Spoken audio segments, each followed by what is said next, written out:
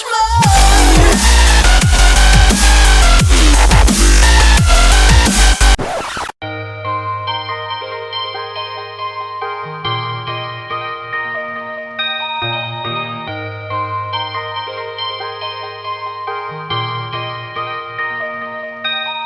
Now, I know you guys are probably wondering, why am I not in the Mustang today? Well, to be very simple and upfront, it's to prove a point.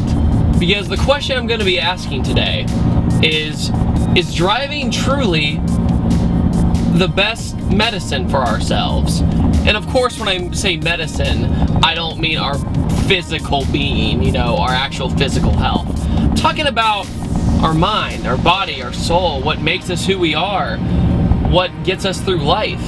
And the reason I'm driving my mother's Ford Edge today is to prove that you don't need a fast or sporty car or fun or purpose-built car just to drive and clear your head.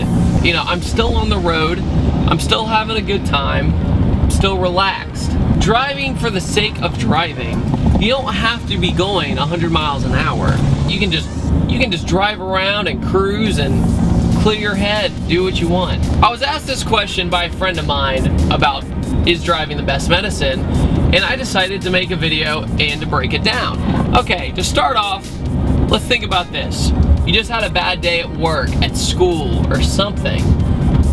Now, what's going to be your first reaction? Well, for most people, it's I'm going to go for a run, I'm going to keep myself busy, or I'm going to just work out or whatever. When people drive, we kind of have this almost subconscious there, you know, we're driving along, we are focused, but at the same time, we have this kind of mindset of just thinking. We're just thinking. Especially on long road trips where there's long pieces of road and you're trying to entertain yourself. You know, we only get one life, guys, and I don't really think that we should spend our time pondering alone or stuck in some room somewhere when you could just at least be outside. With driving, you're at least out and about. So that kind of solitary moment when you're by yourself and it's just you, the road, and the car, that's something special to me. Another thing that's great about it is when you listen to your music, you can jam the hell out and nobody's gonna tell you otherwise. You could be the worst singer on the planet, but this is your stage. You can just drive around and sing your heart out. Nobody's gonna judge you. Nobody's gonna do anything to put you down. I think of my car as my domain. I think it is my one place I could always go to have privacy, along with the fact that I could talk or think about anything. Part of the reason I got a part of this car culture was just the fact that I love driving. If I ever had a bad day or something, my first reaction was go for a drive, don't have a destination, just go wherever. If there's gas in the tank, use it. A lot of people think that it's, you know, a waste of gas, but in my eyes, it's money well spent, truly. I really think that going on a drive and exploring roads and all these things develops somebody's character. I remember back in high school with my very close friends, we would have nothing to do, you know, got our homework done and everything else, and we'd go, what do we want to do? And we just said, let's just go for a joyride. Let's just go for a drive. And that was the highlight of our week. The highlight of our week was just driving and just enjoying ourselves, having conversation, talking about issues with each other. I just remember the day I treated driving not as a chore, but as the actual thing to look forward to. I turned into a lot happier of a guy. That's my experience.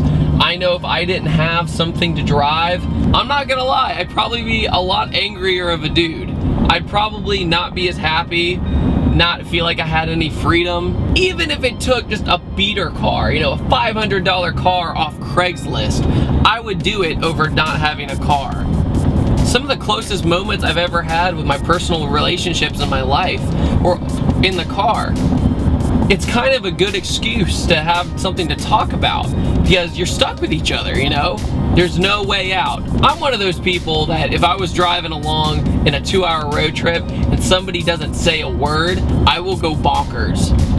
So usually I end up talking somehow about something.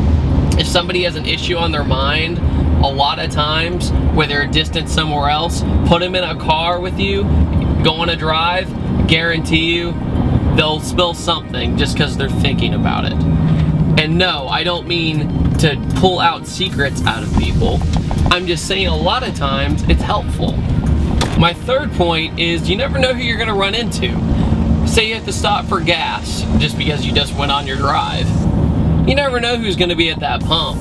And no, I don't mean that in like a public safety thing, you know, stranger danger. I mean it as you might meet your best friend in the future. You might meet a really good companion. Through driving and car culture, I have the closest group of friends I have ever had, and I wouldn't trade them for the world. Because about a year ago, I went through a serious case of depression. I mean, hardcore, guys. It was terrible. And one of those things that got me out of that hellhole of emotion, and one of those things that got me out of that hellhole that was that crazy box of emotion, was just cranking my music up and going for a drive.